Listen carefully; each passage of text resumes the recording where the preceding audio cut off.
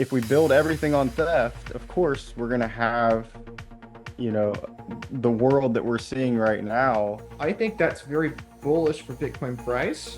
I think it's very bullish for Wall Street investors to pay attention to Bitcoin because they're paying attention to what the president does. Maybe our timelines need to be accelerated. Maybe instead of Most people, when they see a whole Bitcoin is over $60,000, instantly you think you're late. that, if you can get your hands on 1 million Satoshis, which is about, again, $650 worth of Bitcoin, that means that you've locked in. Like that will a sat will have the purchasing power of the dollar that you have today. Bitcoin will be worth $100 million. UTXO adoption for the working class, I think we could be in the last decade of. I think by 2030, it's going to be very difficult. Printing money for a war extends the war, and then also it removes the checks and balances. As prices fall, naturally, food becomes more affordable as technology becomes better. And at the end of that discussion, I'm going to get free Bitcoin as a reward for learning about it.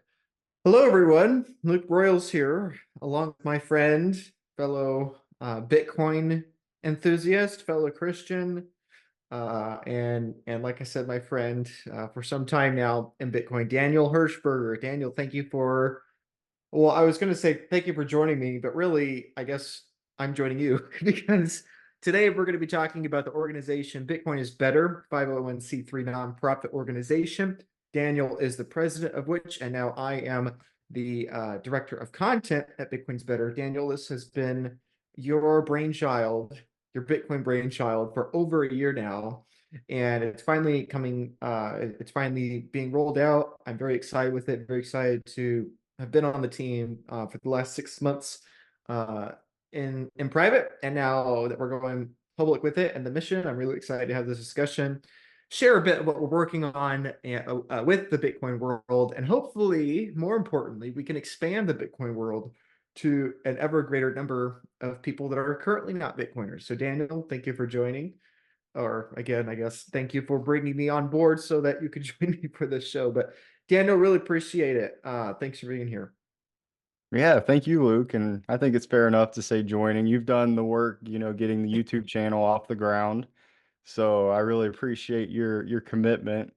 And I remember the first time we met, I met you at Thank God for Bitcoin, had a really good discussion with your dad, who is a pastor.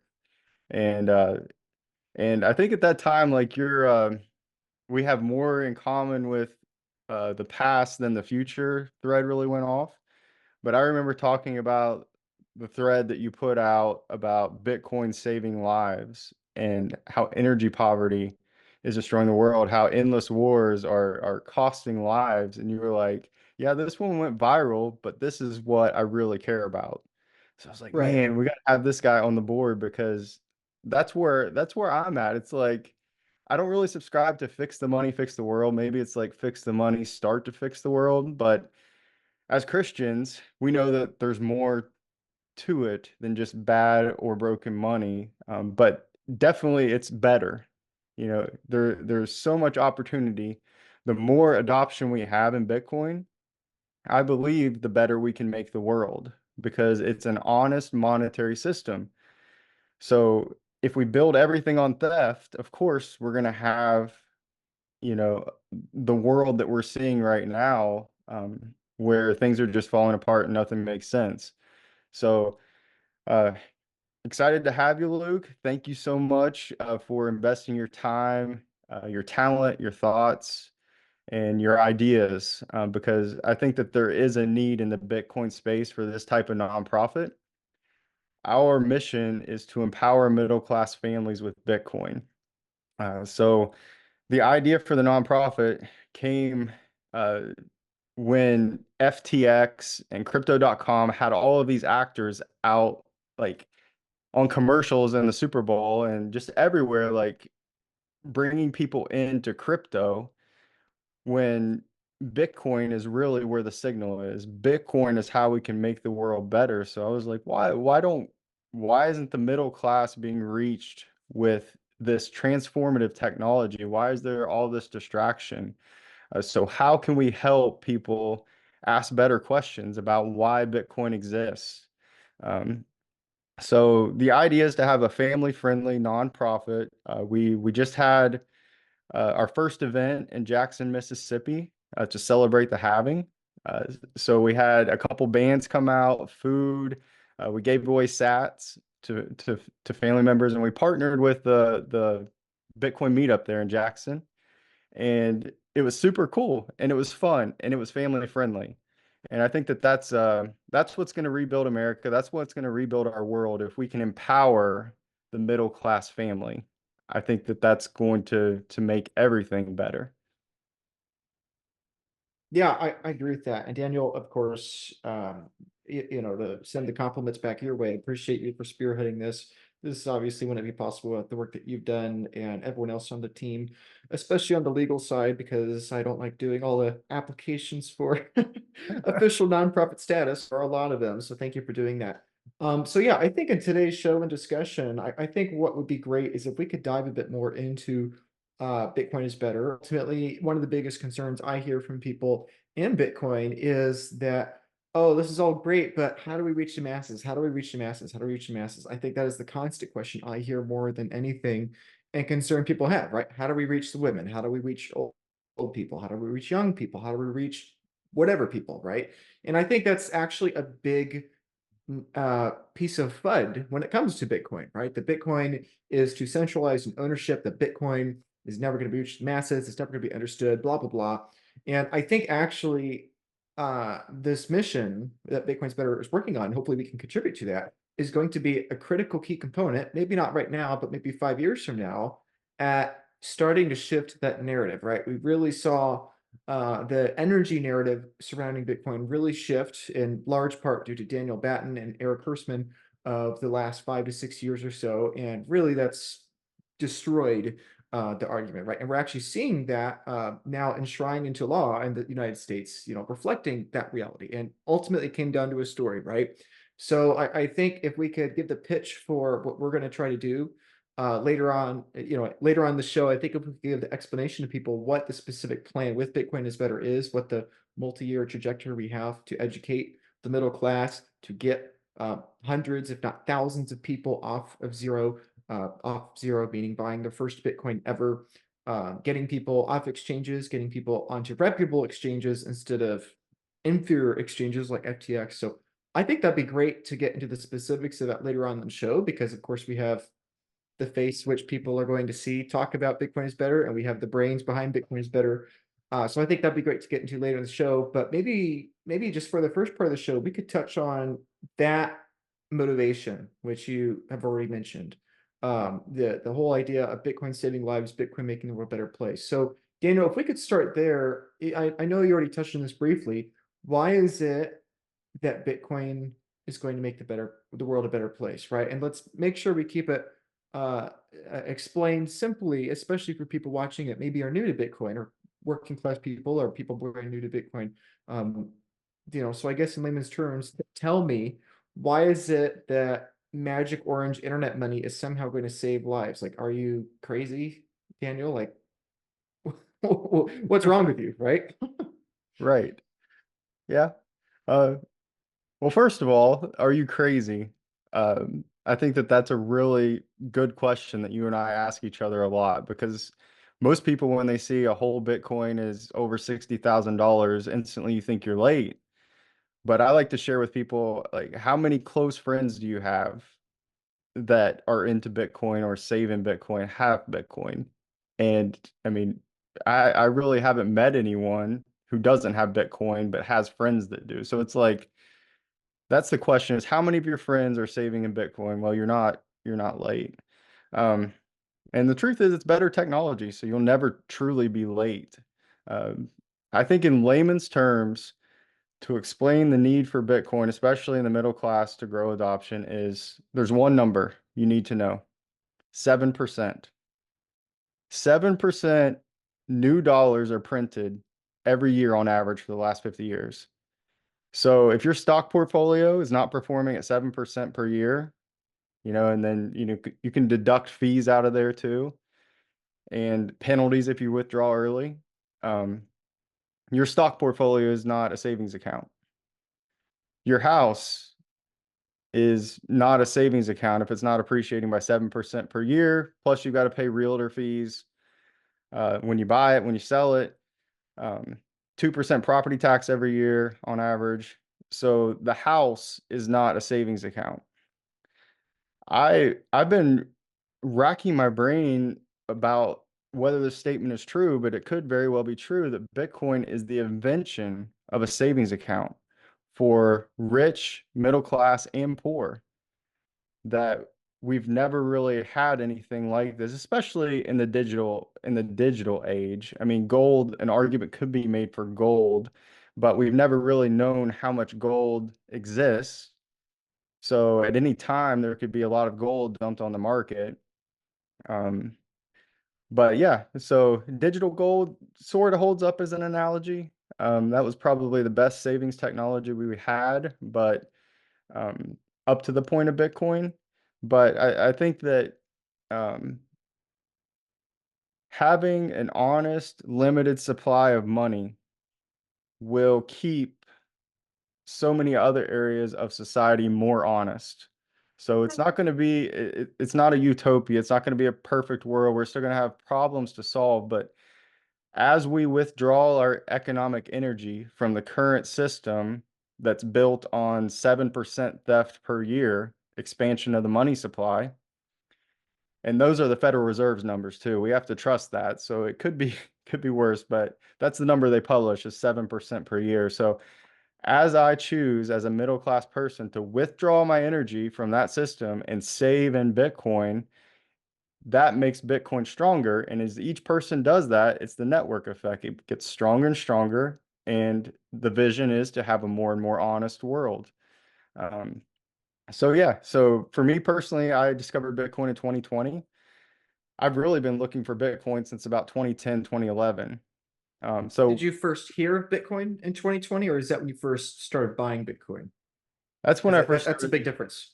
Yeah, yeah. 2020 is when I started buying Bitcoin. I first heard of Bitcoin. I saw in the news a crowd of nerds celebrating when Bitcoin hit a dollar, like hit that And dollar parity, and I was like, well, I don't know why that exists. Like it didn't make sense to me. So I think back then, if I would have had someone ask me the right questions about money, I think I would have had a curiosity to learn about it. But I think most people don't know why Bitcoin exists. So that's the main purpose of the nonprofit is to create awareness, to create a curiosity that creates a desire for education.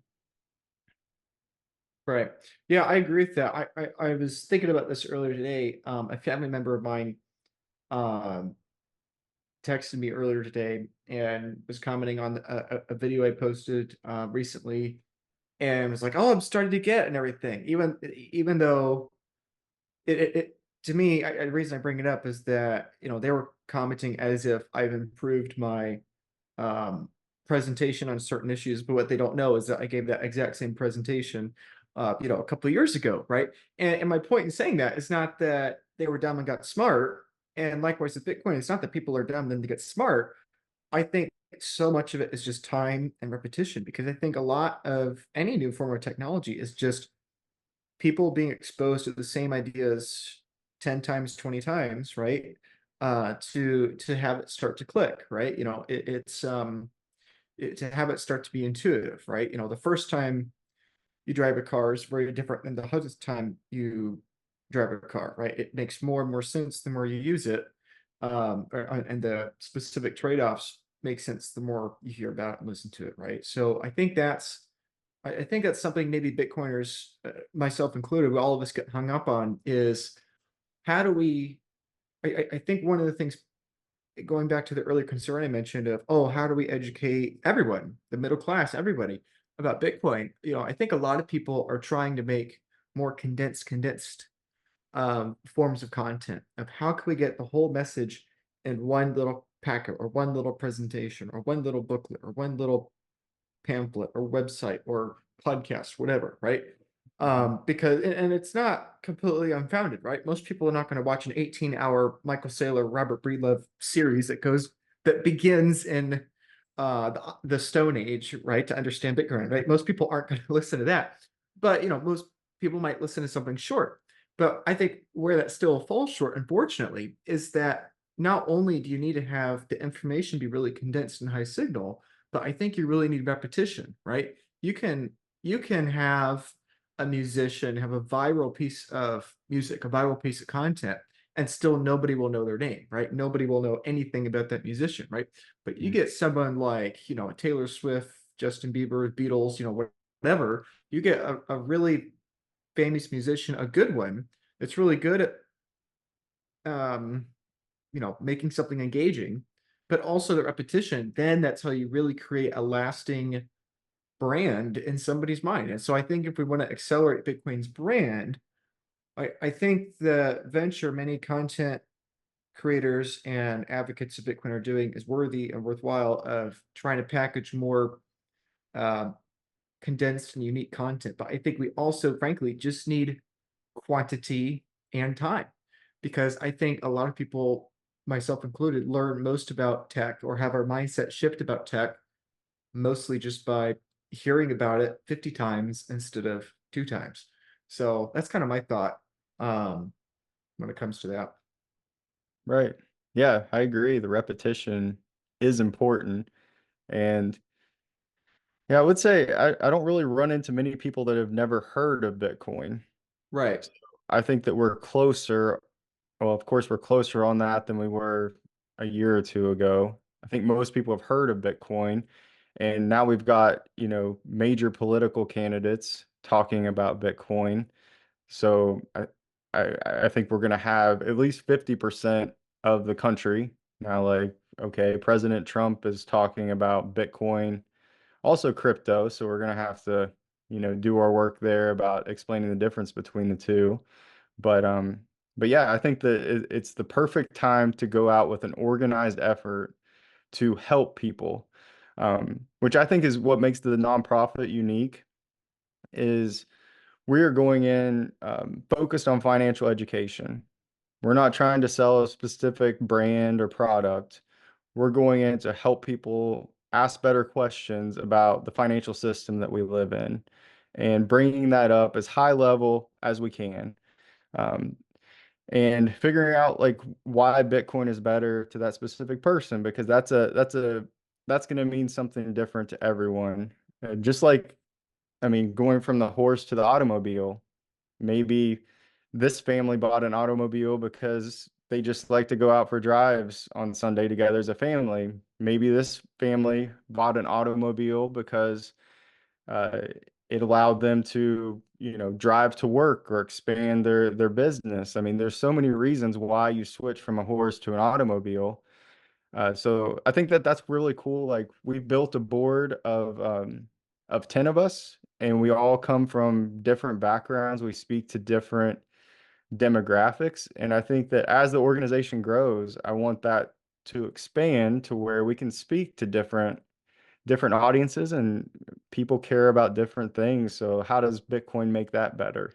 And I think once that connects, that's when we get, the real momentum of creating Bitcoin savers and empowering the network to be stronger and better as well. My name is Luke, and I'm a board member as well as the director of content at the 501c3 nonprofit organization Bitcoin is Better. The mission of Bitcoin is Better is to help the working class as well as people new to Bitcoin better understand Bitcoin. What is Bitcoin? How does it work? And why is it important to me and my family? If you find this conversation interesting and you want to learn more about Bitcoin, please go to the website Bitcoin is Better, where you can get hours of free educational resources about Bitcoin, as well as numerous articles about Bitcoin. Additionally, if you want to go even further and you're somebody that's new to Bitcoin or pretty curious about getting into Bitcoin, please fill out the application, the link of which is in the description below, where you can apply to join the show as a guest. Have a one-on-one discussion with somebody that can hopefully answer your questions about Bitcoin appropriately. And at the end of the conversation, you will get free Bitcoin as a thank you for your time, your interest, and engagement, and hopefully to propel you on your next steps in your Bitcoin journey. If you are not somebody that is new to Bitcoin, but you've been in Bitcoin a while, still liking and subscribing to this channel and sending these videos to your friends and people new to Bitcoin is something you can do to help the organization. And beyond that, please consider donating. Again, Bitcoin is Better is a 501c3 nonprofit organization. Feel free to donate to us, and just a mere couple $100 donation will have a very lasting impact with lots of people new to Bitcoin that impacts many individuals and therefore many families. So please consider sharing this content with people that are new to Bitcoin in your network. Please consider donating so that Bitcoin could be passed on to new orange-pilled people right after a Bitcoin discussion with them. And additionally, beyond that, with the application, again, link in the description below, feel free to have people that you know in your network apply and join. And hopefully these kinds of conversations will be helpful to them as well as many, many viewers to come. Additionally, and finally, if you are new to Bitcoin or been in Bitcoin a while and you want specific support for yourself, one-on-one support, I'm happy to help you, whether it's buying Bitcoin for the first time, buying Bitcoin for the 100th time, taking self-custody, upgrading your Bitcoin tax and legal status, whatever the case. If you need help with Bitcoin, no matter your skill level and no matter how much you're interested in buying, please reach out to me. I'll be more than happy to help. So thank you for your time. Let's get back to the content. But we appreciate you engaging with this content. We appreciate you filling out the application to get free Bitcoin. We appreciate you checking out our free resources. And ultimately, if you feel called to donate to our mission and our cause to accelerate Bitcoin adoption for the working class and to the majority of the world population, which is yet to acquire their first Bitcoin. So thank you for your time. Appreciate it. Hopefully, as people watch more of the Bitcoin is Better content and better understand our message, hopefully people will consider donating to Bitcoin is Better, right? Not to plug us this early in the show, but I guess nonetheless is that Bitcoin is Better really needs donations right now. And granted, there needs to be proof of work, right? Many people are going to hold off on that until they see more of the fruits of our labor.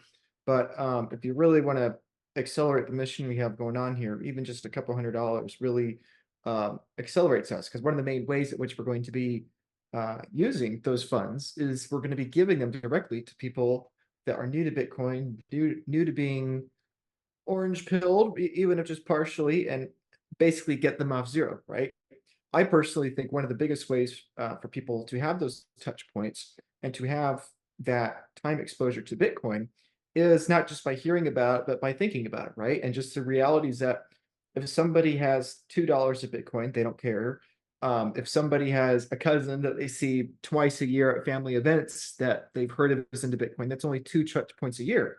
But I think one of the fastest ways to have more people have more touch points is content, because people, we all check our phones and we look at new content, right? But I think the other way is people owning some, right? And if people own $50, $100, couple $100 worth of Bitcoin, that's like a mental touch point, potentially every couple days, once a day, whatever, right?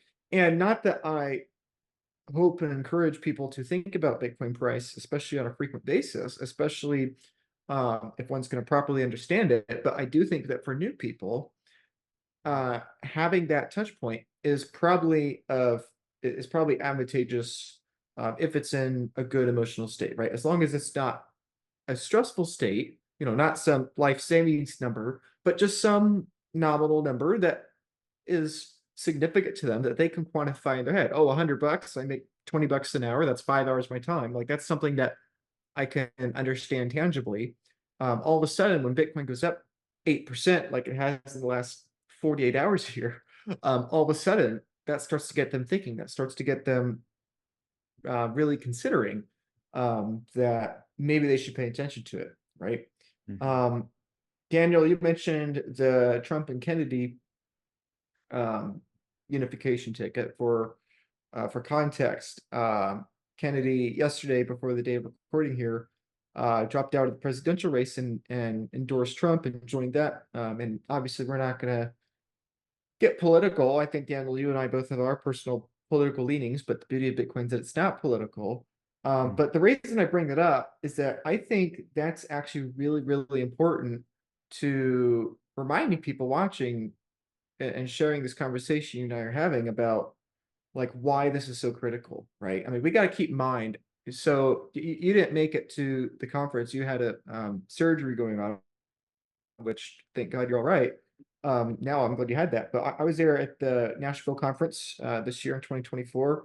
Kennedy spoke there, and he shocked me, and I think most people in Bitcoin he really, really surprised by saying he wants America to buy 400 or not 400 million, 4 million Bitcoin, right?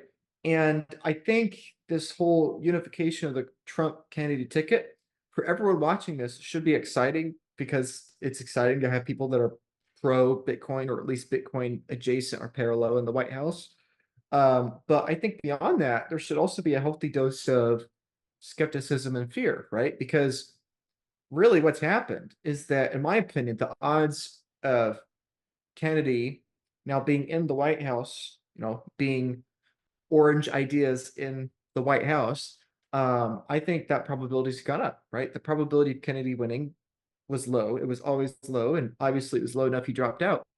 But now that Trump probably has a decent probability, if not the majority probability, of winning this upcoming election, that means that, assuming Trump keeps his promise to let Kennedy in, and assuming Kennedy actually believes in Bitcoin like he claims he does, that means that we potentially are less than a year, we're potentially a few months away from a cabinet member of the president of the United States having exposure to Bitcoin, right? And this is important to keep in mind, because Donald Trump's sons are really into Bitcoin, apparently.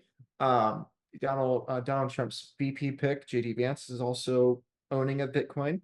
By the way, he's got it on Coinbase. So if you have self-custody Bitcoin, you have better custody than the Vice President of the United States, or the future, or the Vice President of the candidate of the United States, I should say.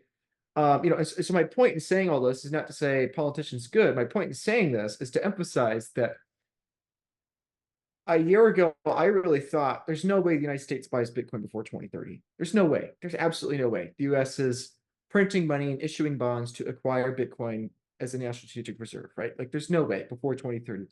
But that we're talking this upcoming election, we're talking about 2029, right? Whoever's elected next is going to be in the White House until 2029, right? That means that Kennedy, if he actually believes what he says about Bitcoin, and he wants America to buy 4 million Bitcoin, if he actually believes that, he's going to have 5 years, potentially close to Trump's ear, who Trump already is seemingly quasi interested in Bitcoin, because he quasi understands it's good for him getting reelected, and maybe understands it's good for strengthening the dollar. Because that was Trump's big friction point on Bitcoin. He thought he was competing with the dollar. But I think there is now a very possible path that Kennedy could convince Trump at some point in the next 5 years, because keep in mind, both Trump and Kennedy were not outspoken about Bitcoin at a positive light a mere 18 months ago, 1.5 years ago.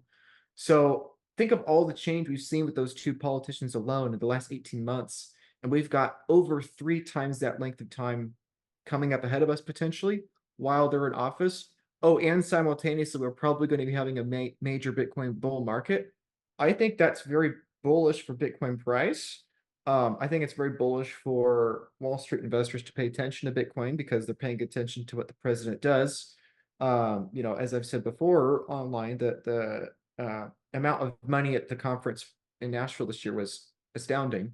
I think in large part because of Trump, right? Even though, as you correctly said, Daniel, Donald Trump and his sons seem to be into like crypto stuff and other platforms. And so I think a lot of that's yet to be seen what their true commitment is. But nonetheless, my point is, I think there's an increasing probability the US begins stockpiling and acquiring Bitcoin at a national strategic level. And I think the other thing people are missing is that if Kennedy, in fact, is a cabinet member, and even if Kennedy has zero impact on Trump, right? Let's say they get elected, Trump and Kennedy have their beef, and they don't talk for the entire next election term or next administration, right? Let's say they hate each other or whatever. Even in that case, if Kennedy fulfills his promise, which again is just a promise, and helps the American healthcare food system, whatever, the next 4 or 5 years or whatever, that means that potentially we could be entering the 2028 election with Kennedy, who obviously right now is very popular among the working class, who this entire organization, Bitcoin is Better, is who we're talking about, right? Kennedy is objectively the most grassroots, middle class candidate this election cycle that was everyone's surprised, right? Everyone knew Trump was going to have a lot of blue collar support. Everyone knew that the Democrats, Biden, now Harris, had that, but Kennedy as an independent was quite the surprise. And my point is, even if Trump doesn't embrace Bitcoin in the next 5 years, it's entirely possible that Kennedy, a cabinet member of the Trump administration, could be a popular candidate in 2028 again, right? If Harris is to get elected, that means potentially 8 years that Kennedy would not be able to be elected, and therefore he's probably never going to be. But my point in all this is not idolizing or demonizing any of these politicians. It's just saying that I think Bitcoin advocates really need to consider that maybe our timelines need to be accelerated. Maybe instead of thinking there's no way America is starting to have issue bonds to buy Bitcoin in the 2030s, maybe we'll do it the late 2030s, right? I think we got to start asking ourselves, like, we have 5 years of potentially Trump changing his mind or continuing to change his mind. Then we have another election. Potentially, one of the leading candidates, Kennedy, could be on the ballot again and probably has more support in 5 years than he does now. But then the other question on top of all this, that is the really, really scary one to me. Again, we have to think in probabilities. Everything I'm saying could still not happen, and China or Saudi Arabia or Russia or some other country prices in that probability. Even if everything I'm saying with Trump, Kennedy, or some other politician having America adopt Bitcoin, even if that probability is sub 20%, do you think that China and Russia and other economic competitors to the United States are going to just let a 20% probability slide? I don't think so. And do we really think that the Chinese Communist Party is going to be as equitable and Kennedy is wanting to buy their Bitcoin stash over the course of 20 years? I don't think so. And so the reason I'm going on this long rant about this, and the reason I'm talking about this, is that I think this is a massive number go up catalyst for Bitcoin price wise. And I also think that makes it only more pressing that we focus on educating the working class and the average everyday person about Bitcoin, because we may not have 15 years until we have nation states, printing, command C, command, control P, right, print, right? We may not have 15 years until nation states start forcing nominal price of Bitcoin up faster, right? Because I think that's going to be the government strategy. Why would you force Bitcoin price down and scare holders out of selling the coins when instead you can just print more money, which you're already doing anyway, and price people out of owning Bitcoin? So I think it's, with like everything I'm trying to emphasize here, there's nuance. I'm excited and happy. I would rather America print money for Bitcoin than print it for guns and war. But at the end of the day, I think that makes the purpose of this organization and the purpose of educating the middle class only more important, because we have a good runway. We have a solid runway, maybe 3, 5, 10 years or so, before we really start getting into some very interesting territory. But I think perhaps for many people in Bitcoin actually thinking critically, I think we're evaluating maybe this Trump Kennedy ticket could be accelerating the timeline by a couple of years. And every year matters, because every year on an exponential curve of understanding is a huge amount of adoption, right? The difference between an 8-year runway and a 10-year runway potentially could be multiples different, right? Because like any exponential growth, the biggest iterations are the last couple of years. So so every year that the government accelerates their understanding of Bitcoin is a massive percentage of the working class. It's probably going to have to, my main goal is I want the average working class person that really cares about things and wants a better future for their family and kids, to not start buying Bitcoin and competing with the government that has a money printer, because the people don't, which is the whole problem in the first place. Right. Yeah, 100%. And I think as Parker Lewis says, gradually, then suddenly. So I think that's why you and I and our organization are in such a hurry to get out there and help people ask better questions about what is this Bitcoin thing? Why does it exist? Why are people so passionate about it? Um, because yeah, it's not, I think right now, I mean, we're probably in a recession right now. So people aren't really saving money as a whole. I mean, we're trying to afford groceries and rising rent prices. But I think that I mean, you and I have done the math on Bitcoin.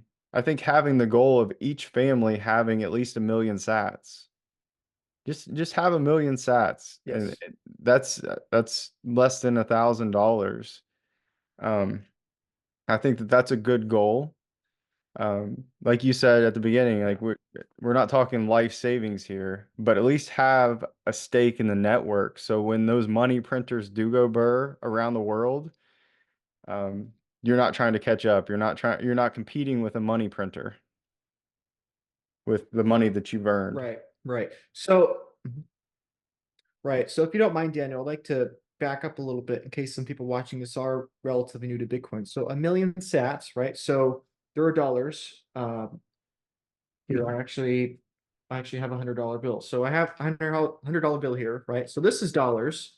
I don't have a $20 bill or a $5 bill or $1 bill, but they're all dollars, right? A $5 bill is dollars, a $100 bill is dollars. And pennies are also dollars, right? And so we could call pennies dollars, and that's true because they're part of the dollar accounting system, but there's still a different name for them, pennies, right? Or nickels or dimes. And so Satoshis are the same thing when it comes to Bitcoin. Satoshis are Bitcoin. Satoshis are not a separate thing from Bitcoin. That's a common misunderstanding. And so, how much is 1 million Satoshis? 1 million Satoshis is 1/100th of a Bitcoin. So, if you think of a Bitcoin as worth $100, 1 million Satoshis is a dollar, right? It's 1% of a Bitcoin, right? So right now the price of Bitcoin is $64,000. So 1 million Satoshis is currently $650. I was begging people 2 years ago, unfortunately, to get 1 million sats. At the time, it was $150, and so it's a solid $500 more expensive now. It's crazy. But Daniel, so you encouraged every family to get to 1 million sats if at all possible. And the math on that, for those at home wanting to do it in their head, is that means that that is 1/2 billionth, roughly, of all the Bitcoin in the world. There's 21 million Bitcoin, and so take 21 million. We're talking about each million sats being 1% of a coin. Multiply it by 100. That's 2.1 billion. And today on planet Earth, there's about 2.5 billion families, right? So 8 billion people, 8.3 billion people or so, on average, 4 people a family. That means that if you can get your hands on 1 million Satoshis, which is about, again, $650 worth of Bitcoin, that means that you've locked in, on a percentage basis, enough Bitcoin on average per family. In reality, it's probably going to be way less Bitcoin per family because corporations, billionaires, and nation states are also going to buy Bitcoin, as I was describing before with the US wanting to buy 4 million Bitcoin, and many other examples too, or at least Kennedy, not the US yet, but Kennedy wanting to buy 4 million. So anyway, sorry to interrupt, Daniel, but just to give that context to people watching, what Daniel's saying there is that about $600 worth of Bitcoin is going to be probably a significant amount in the long term, not in the short term, probably. Yeah, you're not going to make $100 million off of $600 a Bitcoin, at least not for many decades. But buying enough Sats that your family's locked in with, um, that given percentage, hopefully should be peace of mind that's worth at least $600. Yes. Yeah, and when I first discovered Bitcoin, well, when I first started buying Bitcoin in 2020, I had read a piece, I don't even remember the author, but he made the case and did the math for each sat, each 100 millionth of a Bitcoin, like a sat will have the purchasing power of the dollar that you have today, like within the next 50 years. So when I look at sats, just subconsciously, I'm like, one day this is going to buy as much as $1 in the future. So, like you said, if your time horizon is long enough, $650 today that you hand to your children, or you hodl during the suddenly part when governments start to print money to buy Bitcoin, I mean, very realistically, when you look at the math, have the same purchasing power as $1 million today. Um, Right. and so I think it's just, yeah, understanding what you own, um, and this finite scarcity that we've never really seen before as as a human species. So it's really, Right. yeah, it's exciting stuff. And like I said, just really 1 million sats. The problem with 1 million sats is it's tough to take self custody because you want to do Yeah. your UTXO management. Yeah. So I'd say 1 million sats is like the baseline, but really you want to get to about 10 million sats and put it in cold storage would be the ideal. But you're looking at, yeah, $6,000-7,000 Yeah. And get it's to that 6 to 7. optimal. Yeah. And $6,000 to $7,000, for a lot of people is a lot of money. For the majority of the world, it's a lot of money, right? Yes. But it's still something that's within reach, right? So, I think both Daniel and I would encourage whomever's watching this, if you're new to Bitcoin, to just pick some goal, some target that's, um, let's say, within the boundary of what you're emotionally comfortable with, but maybe pushing it a little bit, right? So maybe that's 100,000 sats, which is $70. Maybe you get a million or maybe 10 million. Still getting to one Bitcoin is a very big goal for most people. It's about $65,000, 64, 65,000. But basically the real point I think that's important to take away is that the specific goal you have matters much less than just getting to a goal that's good for you, right?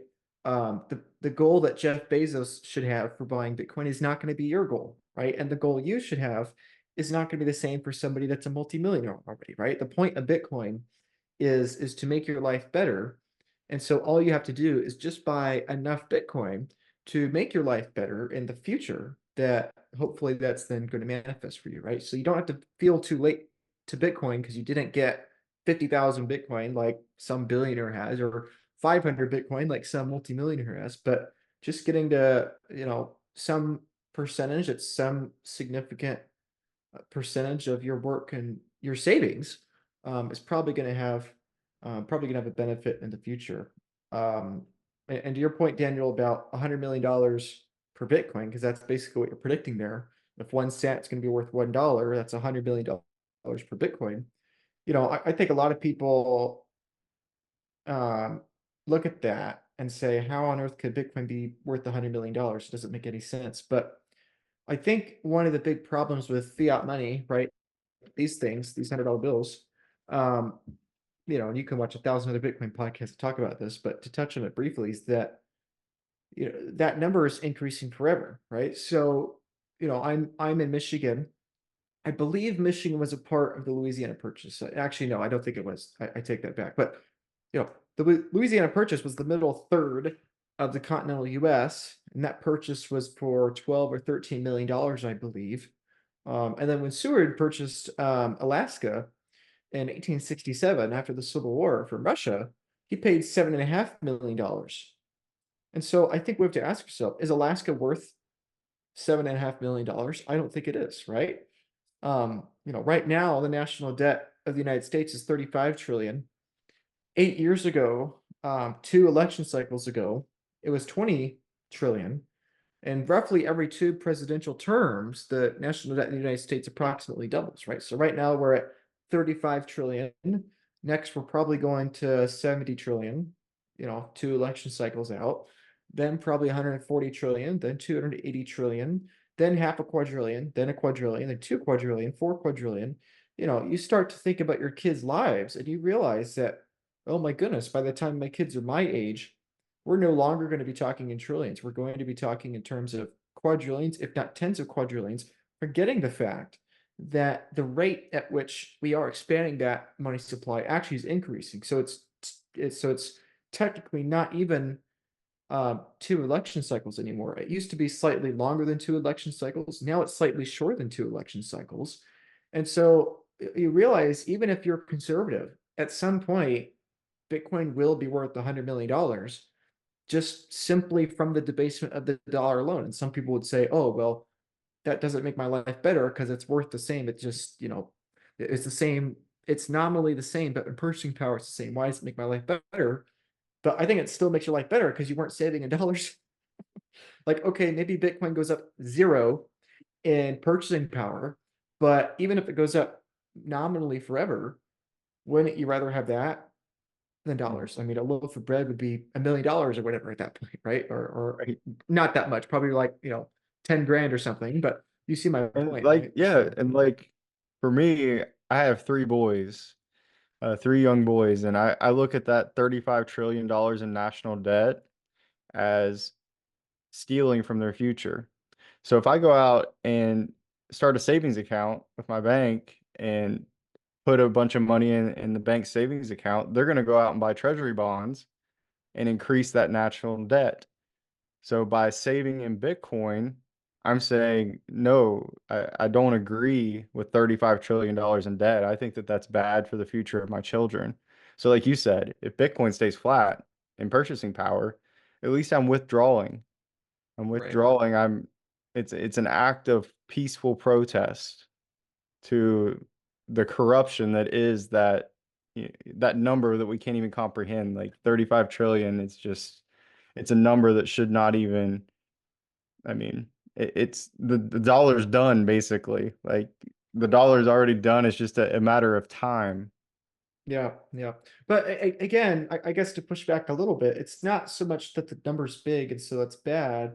It's the value and the stability of those numbers, right? Because technically with Bitcoin, there's 2.1 quadrillion Satoshis in Bitcoin. So technically, there's way more Satoshis than there are of dollars of the national debt. I don't know the math off the top of my head, but 2.1 quadrillion divided by 35 trillion. So there's approximately 60 times more Satoshis within Bitcoin's network than the current debt of the US. So I guess to push back on that a little bit, it is a big number, but I think the bigger deal is that that number is expanding, right? With Standing Bitcoin, right. there were 2.1 quadrillion Satoshis in 2009. There will be 2.1 quadrillion Satoshis in 2109, right? 100 years from there, right? But with dollars, back in 1779, when the United States first had a national debt, we only had $49 million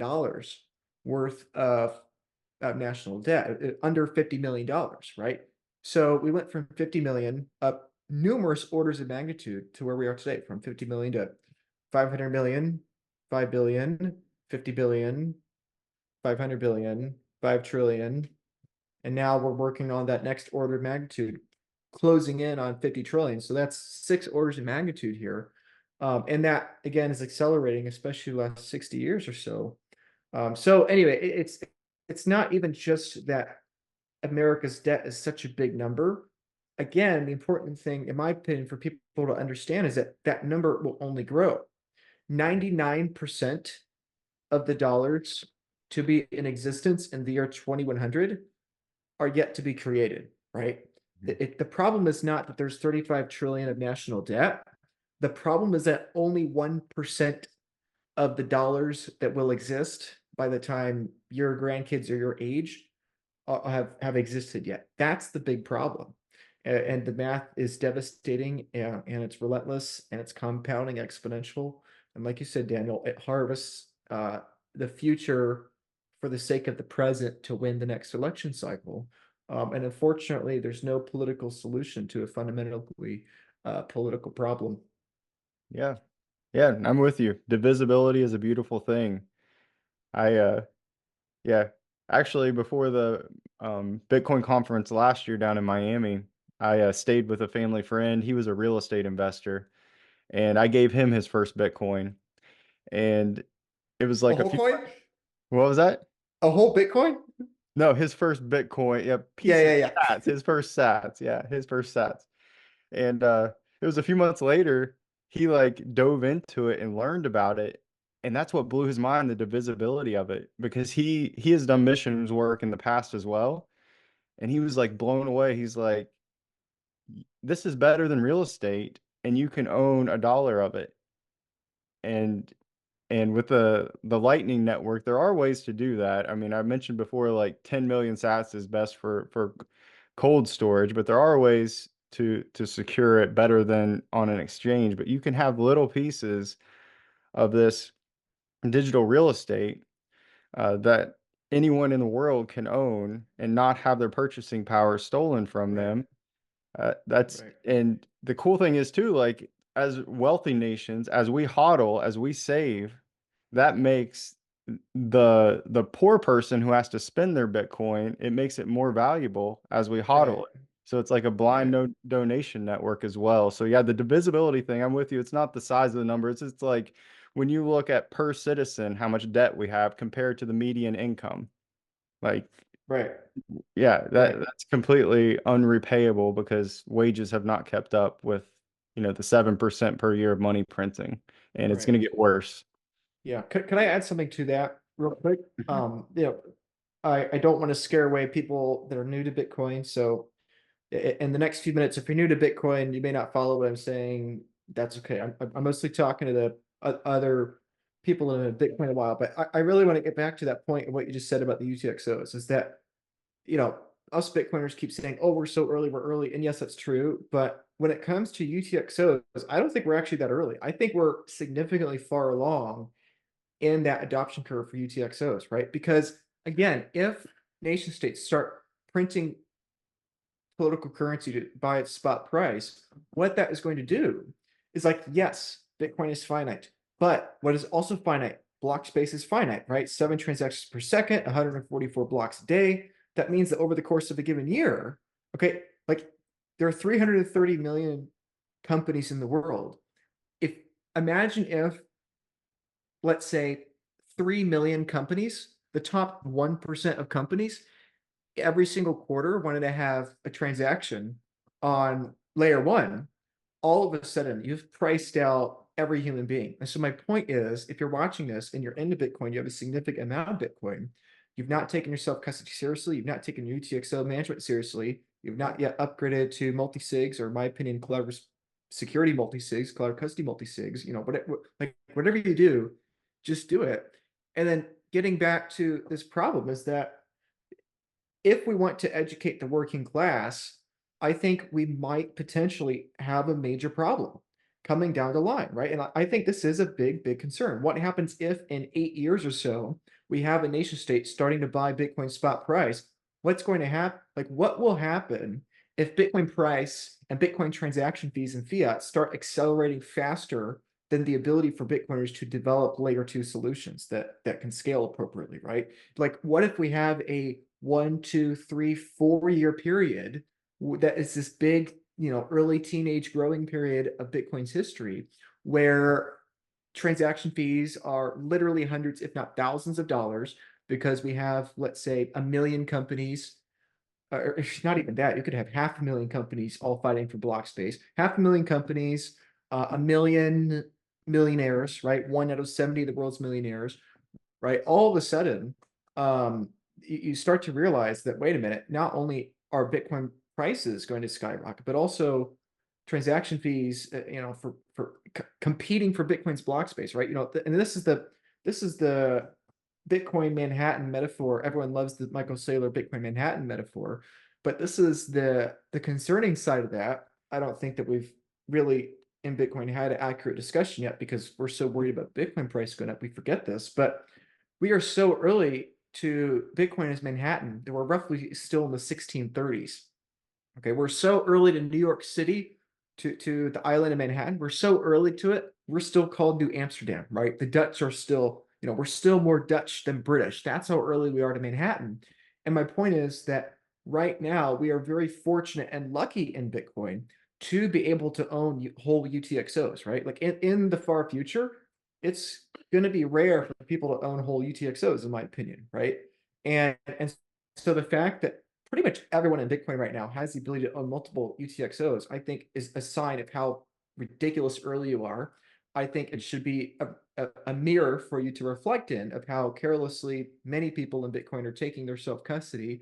But then, again, coming back to the working class, coming back to educating the working class, what I was saying before with potentially US or Russia or China or the Saudis or someone else printing spot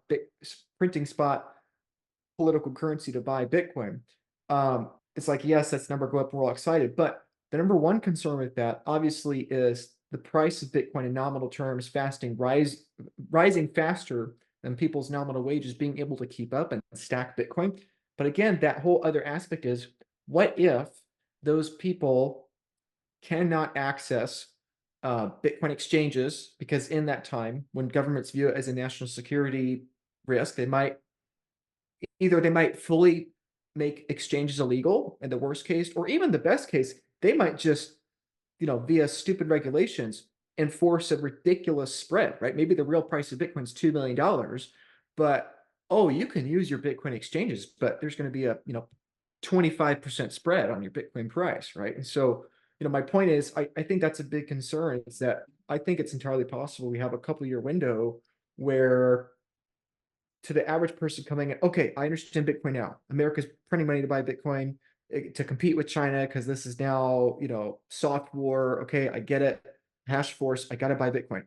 I can't buy layer one because the block space is filled up, right? This proverbial Manhattan, we're still so early right now. The majority of the island to the north of us is vacant. But at some point in the next few years, that's going to fill up. At some point, right now we still have blocks with lots of empty space. At some point, they're going to fill up.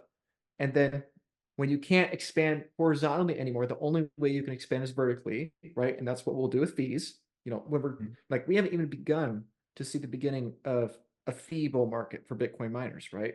So my point is, if I'm someone new to Bitcoin, when we have this um, tumultuous period down the line, I can't buy layer one because transaction fees are too high. Like, it's literally like I have 10 grand to buy Bitcoin. Transaction fee is, $1,000 right now. I can cross my fingers, it might get down to $500, whatever, right? Okay, you have that. Then on the other end of the spectrum, what if there hasn't been proper development and layer two solutions? Why? Because we haven't had high transaction fee environment for very long, right? Ultimately, that's not a long-term threat for Bitcoin, because the higher transaction fees go, the greater the economic incentive for people to build and innovate layer two solutions. But if we have this awkward period where governments accelerate Bitcoin price faster than what would have been quote unquote natural, that might mean that transaction fees accelerate faster than the rate of layer two stuff developing. And then, okay, you can't do layer one, you can't do layer two. Okay, you could hold it on Bitcoin exchanges, but again, that is subject on the governments being willing for you to buy it on exchanges or the ETFs, right? Which unfortunately, I think is a really, really big risk. I think it's a really big risk too. And so again, wrapping up my little Bitcoin rant here, or concern here, but that's why I think it's really important, for those of you watching this that have been in Bitcoin a while and understand what I'm talking about. I know I've kind of gone off the deep end here. Hopefully I didn't scare away too many new people.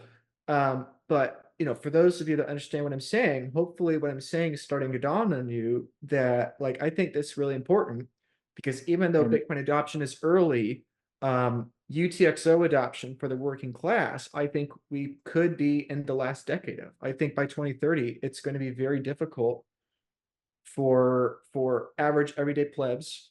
And that might sound crazy, but we got to remember that basically for 30 to 40% of the world, they're already priced out of UTXOs, right? Like a third to half of the world can't afford UTXOs and on layer one. I think too that this is a moment when we can have courage, as the middle class, to take responsibility for those UTXOs, because yes, there will be different layer twos built on top of Bitcoin, Right. and those layer twos will need liquidity. So if we Right. can be responsible with our UTXOs right now, in the future, when we have that choice between a CBDC built on Bitcoin or a Freedom Network L2 built on Bitcoin, we can vote Right. with our UTXOs with liquidity to make the Freedom Network Right. more powerful. Right. So yeah, I think that's a great point to bring up, and yeah, that's what came to Yeah. mind too, having that long-term view on what layer Yeah. two looks like. Yeah. Yeah. So again, as always, it's never too late to Bitcoin. And that's not a long-term threat to Bitcoin at all. It's actually what we need, despite what some people think. But if the government were to buy spot Bitcoin, I think that there could be a very uncomfortable period for the working class where for 1 to 5 years, they realize, oh my gosh, I should have bought Bitcoin, was under $1 million. Now it's 1.5, 1.8, 2, 2.5, 3, 5, right? Like, I think that's very possible. again, later this decade, maybe early next decade. And if that happens, I think there could be a very uncomfortable period where all the rich guys get to party at the table and scoop it up before, but because to build layer two stuff, we need the financial incentive, and the financial incentive with fees is just not there yet. And my hope would be transaction fees rise gradually over time. But if we had a series of large buyers like that that were to accelerate fee appreciation faster than natural, then that there could be that problem. So again, coming back to Bitcoin is better. That's why it's important that I think we help the working class understand this, because unknowns. Yes, it's never too late to Bitcoin, but there's nuance in that you're never too late to Bitcoin, but there might be periods where it's very difficult to get into Bitcoin, which again, is not a criticism of Bitcoin. It is a criticism of the fiat and political currency rails, right? This is a weakness, not a weakness. This is not something that's wrong with Bitcoin. It's just that fiat is a distortion of reality. And if printing fiat currency artificially distorts and accelerates Bitcoin layer one adoption faster than layer two adoption, that's where we could have this problem. Yes. So again, I want to clarify that before people say I'm saying Bitcoin's broken or anything, because it's not. So yeah. Anyway, sorry I'm going on all these rants. I just wanted to make that point because I think that's a point most people don't want to think about, but I think it's very possible. And it's why it's important to get your self-custody down, as I endlessly say. So Daniel, I have another question, unless you want to add something to that. Yeah, no, let's So go. so I want to get back to the saving lives part. Like how can Bitcoin save lives? So we talked about how it can be better for people and save purchasing power and go up in value and the dollar's bad and all that. But Daniel, help someone watching us understand, like, the Russia-Ukraine war. Like, people are dying there. There are people dying in Israel and Palestine. There are people dying of starvation. There are people dying of disease, of illnesses, of this and that, the other, right? There's a million ways to die. And lots of people are dying, but nobody dies from, I mean, this is just a piece of paper, right? There's no mass murderers going out, you know, giving everyone paper cuts, going out and killing a bunch of people, right? Why is it that Bitcoin can save lives when government pieces of paper aren't killing people, right? Can you, and okay, maybe sure you can say corruption, whatever, but there's always going to be corruption. There's going to be corruption in Bitcoin too. So help somebody that's new understand the case for Bitcoin saving lives. Yeah. So I wrote a book, Bitcoin is Better, Natural Money That Works for the Working Class. I've got 5 chapters. I tried to keep it as simple as possible. So money, economics, politics, property, and health. So how fiat money, debt-based money, like you hold up that $100 bill, on it, it says Federal Reserve note. So it is debt money. How that has made each of those areas of life worse, and then imagining how Bitcoin can make them better. So we've talked about money for a while, so I'll jump to economics. So economics, everything should be getting cheaper as technology improves. The Why? fact that why is because there's less work, there's more innovation. We get better at building things as technology progresses. We've got robotics, we've got better supply chains, we've got automation that's changing the workforce. So even a house, it takes less work, it takes less resources. I mean, it gets better. Technology makes everything easier to make over time. So the cost should be coming down, but because we're printing 7% new money every year, those productivity gains can't keep up with the 7%, so prices go up. So economics, that impacts um, everyone's life because you've got to work harder. It's no longer, I mean, it's very difficult to have one person in the home working. So you have, two, typically the husband and the wife have to go work.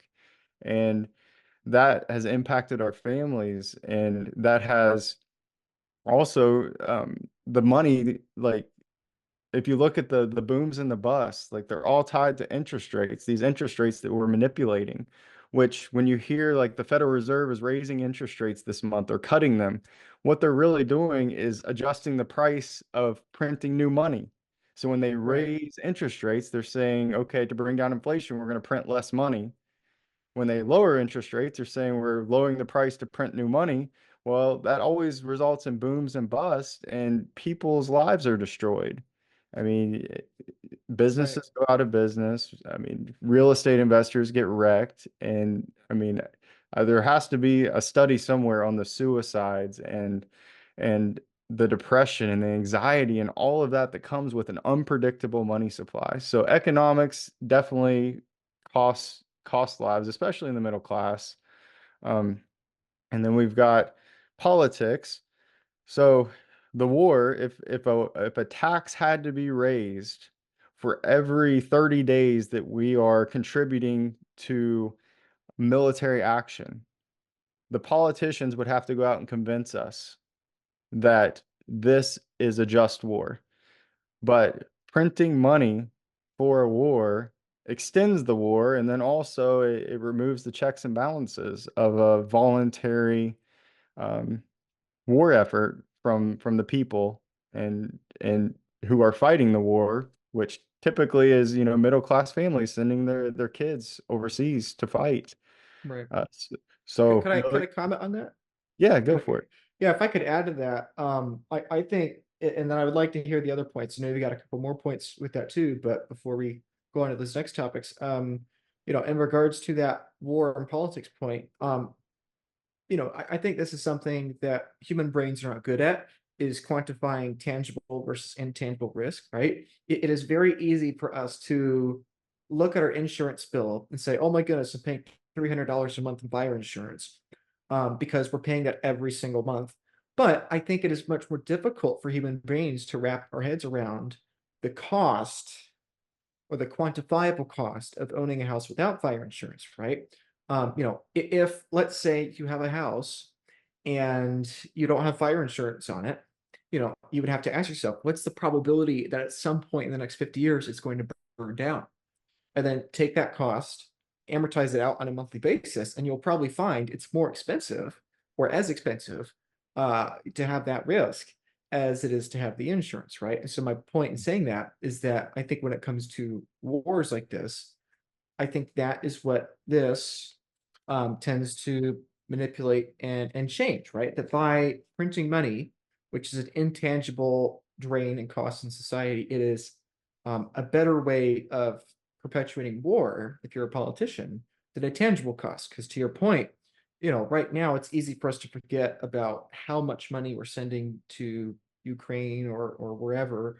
Not that we're making a political statement on that, one way or the other, but just saying that, you say 300 million, bajillion, billion, blah, blah, blah, blah. It's like it's lost on people, right? But if everyone was paying taxes to fund that, all of a sudden it becomes tangible instead of some intangible big number with an illion and zeros that Congress passes. It would be something that people could actually touch and feel, which would incentivize an accelerated war effort. It would incentivize earlier peace talks, and it would incentivize America or any nation to go to war only over wars that we collectively were willing to fight and thought it was worth it, right? So my last point on this is the last two big wars, right? World War I and World War II.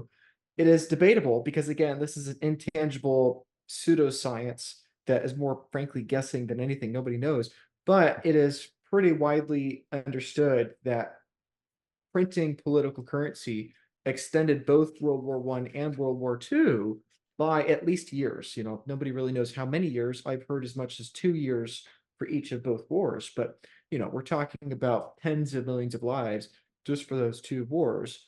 That maybe they would have been lost anyway, because if you have a shorter war, maybe they would have still died. We don't know. We're playing revisionist history here, but in general, it's probably better to assume that if you don't give the people in charge of the guns the ability to harvest more energy without responsibility, then probably it's a reasonable bet to say they'd be more responsible with those guns when they use them. So anyway, just to give that different side point about tangible versus intangible um, costs. Yeah. Yeah, you're spot on. Yeah, elaborating on the same point that I had. That it's just Yeah, I'm not trying to plagiarize you. I'm just hopefully expanded on yeah, it. you expand, Yeah, yeah, yeah, expand on it. But yeah, yeah. I think that having that tangible cost to Mhm. war should be paid by everyone, not Right. just yeah, the people who are sent over to fight the wars that take way too long. Yeah, like Yeah. yeah, in Afghanistan for almost 2 decades or whatnot.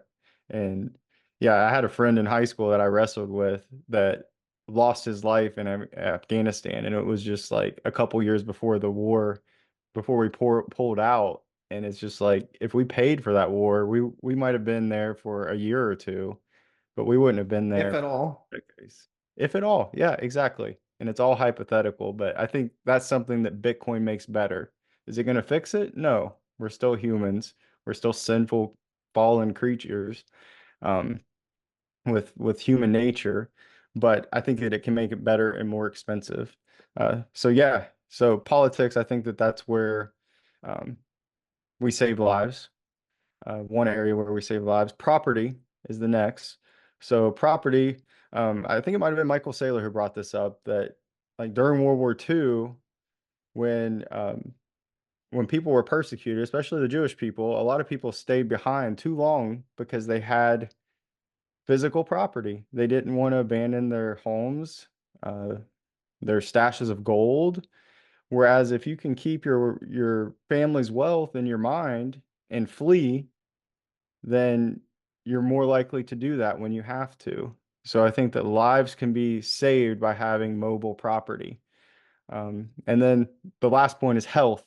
So our food every year, I mean, we're seeing rising grocery prices now, but over the last 50 years, the ingredients have been degraded and have cost more lives than probably any other subject we've talked about tonight. Yeah, Obesity, probably. yeah, obesity was 15% back in the 70s, and now it's pushing 50%. Heart disease, and it can all be tied back to the food supply being manipulated to hide inflation because I mean, God made food, like natural food, clean food, is unaffordable now for the middle class. Um, so we're eating processed food and and dying. Mhm. So I think that as prices fall naturally, food becomes more affordable as technology becomes better. So I think that that will save millions of lives as well. Could I ask, could I push you a little bit on that? Why is it for somebody, I get your point. For someone watching that hears you and empathizes with that, but still asks, okay, Daniel, um, Bitcoin's better, it makes food better because less corruption. Okay, but there's corruption within the food industry with fiat money, with political money, right? Why is it that the centralized food production that we have now wouldn't just be the same under Bitcoin? Why is it that under political money that the food system becomes more centralized? Why is it inherently the centralization of money leads to the centralization of the food system? Could you expand on what you were saying with food a little bit more? I think that'd be useful for people. Yeah, yeah, that's a great question. Um, so to keep prices stable, because that's ultimately what anyone in the grocery business wants to do. They want to keep prices stable. So right now, to keep prices stable, they're degrading our ingredients. They're giving us shrinkflation.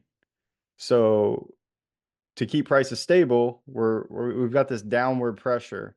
Whereas on a Bitcoin standard, to keep prices stable, they're going to improve the ingredients, increase the package size to keep that price stable. Because uncertainty in business is very difficult to plan around. So having a stable price is the optimal optimal scenario for a food business in a free market. So I believe that that's how a Bitcoin standard would improve the food over time, is they would try to make the packages bigger and the ingredients better, and there'd be more transparency as well. So I'm an everyday person. I go to the grocery. This $100 bill doesn't go nearly as far as the grocery. And I'm gonna buy food, but it feels like all the packages getting smaller. And the Pop-Tarts don't have as much icing as they used to. The slabs of steak are a little bit thinner than they used to be, right? So what you're saying is, and again, I'm just rephrasing it a bit, hopefully it clicks for people, but is that I could go to the grocery and buy 1,000 calories for $100. But if I'm buying from brand A and brand B lowers the number of calories they have, well then they could still have the same price and increase their margins a little bit. And because we're printing more money and prices are always going up, people care more about what's the price of this food or that food. And so then it's like this competition between food companies of who can frankly deceive their customers with buying more food for or buying less food for the same price. And then that's how we get bags of chips that are made with seed oils that are only like a third full, and again, like the meat slabs a little bit thicker or a little diluted with this or that or the other, right? And also the quality of food itself, right? So not just the volume of food, but we go from high quality ingredients to low quality ingredients, right? We go from real food like that God made to some sort of centralized factory sludge that was processed and made, right? So both in the volume of food is shrinking, but also the quality of food is shrinking, going from expensive food to cheaper food. And then if I could add one more point, Daniel, if it's okay, but as we become more reliant on that and we subsidize that, then actually the feedback loop accelerates, right? This is the ironic thing. It's more expensive to eat healthy than it is to eat crap, right? And we ask ourselves, why is it? Why is it that buying apples that grow naturally on trees, how is that more expensive than buying apple flavor gummies or this, that, whatever? Something that if you take a step back, you ignore your understanding of or your experience with the prices, it's objectively more expensive to make it, right? But the reason why is that we subsidize these unhealthy forms of food, right? Because of course, what's the feedback loop? You have this feedback loop, volumes are shrinking, quality of ingredients is shrinking, more and more people use the crappy food. As that grows, you have a centralized food production. And then, whenever there's a downturn, whenever they need stimulus, whenever they need some sort of subsidy to keep things going, the government in their infinite wisdom with their money printer that they don't have to take accountability, responsibility for printing the money, is going to subsidize those things, going to sponsor those things, and do everything they can, because of course you don't get reelected if food prices go up. So you're going to do everything you can to keep the food prices down. In the short term, you're going to sacrifice long-term health for the short term, keep food prices down, because everyone's time horizon is so short, they only care about that. And so eventually what you have happen is that all the unhealthy food gets all the stimulus. You get a food pyramid where the base of the pyramid is wheat and grain, which is totally not biologically accurate. Like literally you have the pyramid flipped on its head, right? And the reason why is that over the course of many, many decades and multiple generations, you have this reality of of natural economic feedback loops of the private sector being shrinking volumes and lowering ingredient value, combined with this growing monstrosity of the government and subsidy, therefore putting fuel on that fire and actively making healthy food more expensive. And then the other thing that's important, in my opinion, to keep in mind too, and sorry, I know I'm going on another ramble here, but the other thing to keep in mind too is that you also have these fiat shenanigans happening in other aspects of society. So in other aspects of society, you have less time, right? That the nuclear family dual parent household, that's been in steep decline for 50 years now. And so when you have parents that are out working later hours, less time at home with kids, what does that mean? That means that you have less time to cook. When you have less time to cook, you go for the more expedient food, meaning, again, incentivizing the cheaper, crappier TV meal food instead of the natural organic stuff. And simultaneously, you transition less from, more localized schools, tutors, and homeschools towards these massive government indoctrination propaganda camps that we call, public education. And what do they teach in those public educations? The food pyramid that's inverted on its head, right? So I think this is why, again, tangible versus intangible, it's hard for people to understand how is it fiat money makes food so awful. But when you understand the feedback loop of the private sector, the feedback loop of the public sector, and then take those two things, they're feedbacking not only within their own circles, but with each other, and multiply that, amplify it by all the other cultural shifts, people have less and less time.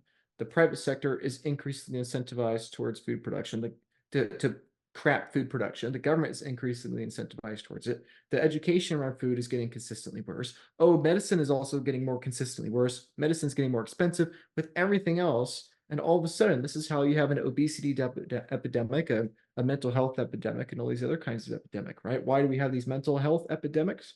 In large part, it's because everybody's stressed, nobody's saving enough money, everybody feels like the future is going to be worse than the present, and simultaneously, we're all eating crap. Our hormones are all messed up, right? We're all eating crap, our hormones are all messed up. We have no optimism for the future, and we're having less and less kids, and we're cannibalizing our future society with a declining birth rate. And all of a sudden, you begin to realize, oh my gosh, we really are late stage Dutch Empire, late stage Spanish Empire, Portuguese, Chinese, Roman, Greek, you name it.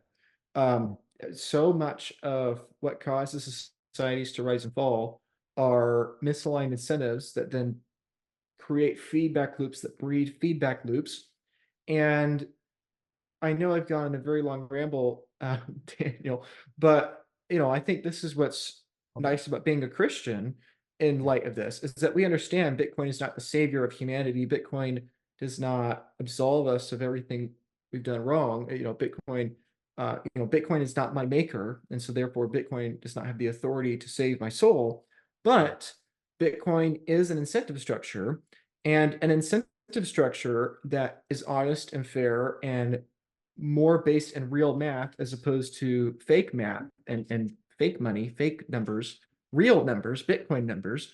You begin to understand how just by shifting the fundamental incentive structure at the base layer of society, you can kickstart a better feedback loop that inherently is going to permeate into every other kind of feedback loop across the world.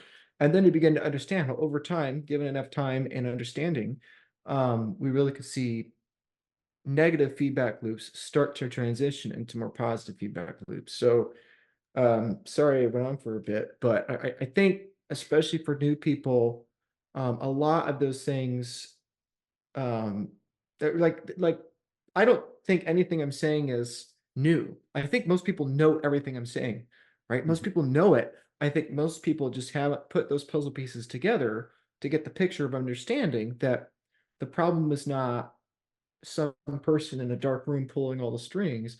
The problem is that every human being follows their own incentives, and these incentive structures within a fallen sinful world only amplify. And so, because human beings are not God, and we cannot fix the world, cure the world of sin, the only thing we can do in a broken world is hopefully do everything possible to have all of our neighbors be on the same page, to building a constructive society instead of a cannibalistic society. So I don't know if you have anything to add to that, but that's I my just thought I there. just sum up what I just heard. Bitcoin is better incentives. I mean, I think that that's what we're trying to do with the organization is outline that for the middle class, how these better incentives will make their lives better. Because yeah, as Christians, I love what you said that Bitcoin is not my maker, therefore Bitcoin does not have authority over me. Bitcoin is not God. I think, I mean, that is true. As Christians, like antibiotics were great. I mean, going out and building, wells for people, bringing clean water is great. So I think that we should be just as passionate about clean money, and Bitcoin is clean money, and it is rooting out an infection that is in our world right now. and I think it's a good thing. It's a good cause to get behind. Um, and I think that touches across many other religions too. I mean, in every religion, theft is wrong. So I think it's a very inclusive movement as well. Um, but yeah, I loved it, Luke. Don't Yeah, apologize for those rants, yeah, man. yeah. Just let them flow. It's funny actually. Not at the risk of being blasphemous. And I say that jokingly, but really, I do wonder sometimes. Perhaps is Bitcoin more uniting, or unification in this era? And maybe this is a theological question we should ask another time. This is maybe not strictly Bitcoin, but I do wonder: is Bitcoin perhaps a more unifying idea around the world than Jesus, right? And I don't say that to say Bitcoin's more important. I say that to say that, Jesus made clear that he is a sword, right? He said to it was his ministry, right? He said, did you really think I came to bring peace on earth? I came to bring a sword, right? Just separate the wheat from the chaff, the wolves from the sheep, right? The goats from the sheep, right? And so, the funny thing is that very rare is there one idea that actually unites the entire world on one standard, right? Obviously, electricity was one of those ideas, which was an invention, but also a discovery. Or we invented tools that discovered electricity. And likewise, I think Bitcoin is an invention that we had that discovered digital scarcity, And so I think that's the interesting thing as a Christian. I think it's an interesting question that Christians into Bitcoin have to ask is that, how do we make sure, because Bitcoin is a quote unquote bigger idea in terms of quantity of people that will embrace it, how do we make sure that we ourselves and then collectively make sure that Bitcoin does not become a quote unquote bigger idea in terms of importance than Jesus, right? So anyway, more of a side note, but to your point about unification, I really do think Bitcoin will unify the world in a way that um, very few other ideas in human history have. I think it's comparable to that of the wheel or that of electricity, right? Now, both the wheel and electricity are discoveries. Pi was a discovery, right? 2 pi r squared or whatever, right? That's a discovery. But the actual wheel itself is an invention that led to the discovery. And likewise, I think Bitcoin is like the electrical power plant or the wooden cart with wheels that we've discovered a mathematical constant. And I think a mathematical constant is unifying to the whole human race because the whole human race lives in the universe, right? The universe is unifying, right? So Mhm. anyway, interesting. Yeah, it's Yeah. it's technology. So Yeah, it's yeah, technology, yeah. which is So unifying. yep. So I've got an idea as we wrap up here. You mentioned this Twitter thread I posted. I think it'd be fun if we go through that real quick and you just tell me what of it stood out to you. I wrote it, so I don't need to, you know, reread it or elaborate on too much. But you mentioned it earlier in this discussion about that it's something that was important to you, or it's what made you want to bring me on. And so I guess I think it'd be fun for me to hear what it meant to you, and hopefully people watching this would also hear that. And then after that, we can wrap up with about $100 million per Bitcoin slash how Bitcoin is better is going to accelerate Bitcoin education for the working class. So if that sounds good, Yeah, um, I guess I'll go to this thread to wrap up. Oh, can you enable screen sharing real quick? sure. Um, I think it'd be a good, nice little visual wrap up to this hour plus long discussion of saving lives, because there's so many other rabbit holes we could go down. We could literally talk about this all week. Or I know at least I could because I'm a bit obsessed, I guess. But did you enable screen sharing yet? I'm still working on it. Okay. Zoom has changed the. Okay, let's see. Do we need to stop recording? Oh, technology. Yeah, Less than common. See, less than common the future and the past. Like, it's like 5 years ago, nobody did virtual calls, and now it's like literally all we do I know. for work. It feels like, right? I mean, less than common the future and the past, and that's why Bitcoin's important for the working class because there's a lot of change ahead, and um, I think people just got to make sure that we help each other keep up. So anyway, so this is the My name is Luke, and I'm a board member as well as the director of content at the 501c3 nonprofit organization Bitcoin is Better. The mission of Bitcoin is Better is to help the working class as well as people new to Bitcoin better understand Bitcoin. What is Bitcoin? How does it work? And why is it important to me and my family? If you find this conversation interesting and you want to learn more about Bitcoin, please go to the website Bitcoin is Better, where you can get hours of free educational resources about Bitcoin as well as numerous articles about Bitcoin. Additionally, if you want to go even further and you're somebody that's new to Bitcoin or pretty curious about getting into Bitcoin, please fill out the application, the link of which is in the description below, where you can apply to join the show as a guest. Have a one-on-one discussion with somebody that can hopefully answer your questions about Bitcoin appropriately. And at the end of the conversation, you will get free Bitcoin as a thank you for your time, your interest, and engagement, and hopefully to propel you on your next steps in your Bitcoin journey. If you are not somebody that is new to Bitcoin, but you've been in Bitcoin a while, still liking and subscribing to this channel and sending these videos to your friends and people new to Bitcoin is something you can do to help the organization. And beyond that, please consider donating. Again, Bitcoin is Better is a 501c3 nonprofit organization. Feel free to donate to us, and just a mere couple $100 donation will have a very lasting impact with lots of people new to Bitcoin that impacts many individuals and therefore many families. So please consider sharing this content with people that are new to Bitcoin in your network. Please consider donating so that Bitcoin could be passed on to new orange-pilled people right after a Bitcoin discussion with them. And additionally, beyond that, with the application, again, link in the description below, feel free to have people that you know in your network apply and join. And hopefully these kinds of conversations will be helpful to them as well as many, many viewers to come. Additionally, and finally, if you are new to Bitcoin or been in Bitcoin a while and you want specific support for yourself, one-on-one support, I'm happy to help you, whether it's buying Bitcoin for the first time, buying Bitcoin for the 100th time, taking self-custody, upgrading your Bitcoin tax and legal status, whatever the case. If you need help with Bitcoin, no matter your skill level and no matter how much you're interested in buying, please reach out to me. I'll be more than happy to help. So thank you for your time. Let's get back to the content. But we appreciate you engaging with this content. We appreciate you filling out the application to get free Bitcoin. We appreciate you checking out our free resources, and ultimately, if you feel called, to donate to our mission and our cause to accelerate Bitcoin adoption for the working class and to the majority of the world population, which is yet to acquire their first Bitcoin. So thank you for your time. Appreciate it. thread, Daniel, you were talking about that you really appreciated mine, that that I wrote. So I'll read it, and then we'll each one, you just give me a quick little summary of what you think stands out to you or what you'd like to add. So hopefully with this, everyone watching, maybe new ideas come across your mind, right? So this was the thread I wrote about how I personally believe Bitcoin could save at least 100 million human lives in the 21st century alone, which is a bold claim because we're already 1/4 through the century, right? How could Bitcoin, because really what I'm claiming is 100 million lives next 75 years. So it's actually an even bolder claim than that.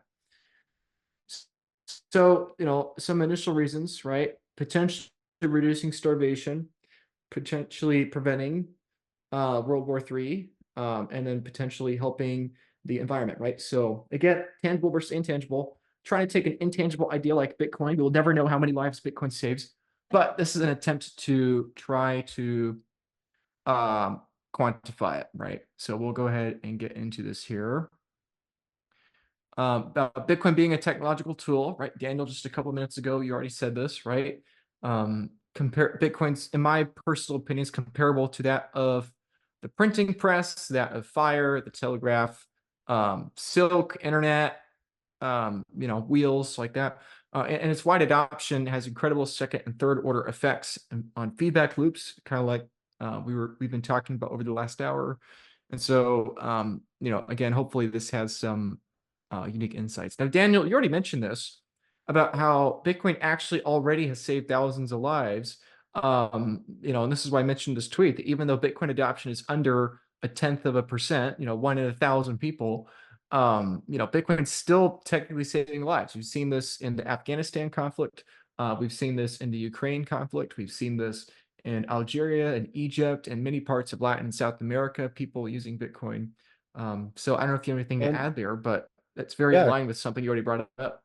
Yeah. I mean, I've met people from the Ukraine who have used Bitcoin to cross the border during the conflict. Um, and who knows if they would have stayed behind a little bit longer, but it definitely, I mean, it benefited them. I think to pull this up to the middle class too, Bitcoin saves lives. When we say that, we say Bitcoin gives you time back. So the fact that you hold Bitcoin and you aren't being stolen from by this fiat system, it's going to give you more time back. So it's going to save little chunks of your life as well that you can spend with your friends, your family, dedicated to your faith. Um, so I think on a big picture, yeah, it's going to prevent uh, death, but also like it's going to give more life to people who save it as well because it's an honest system. Right.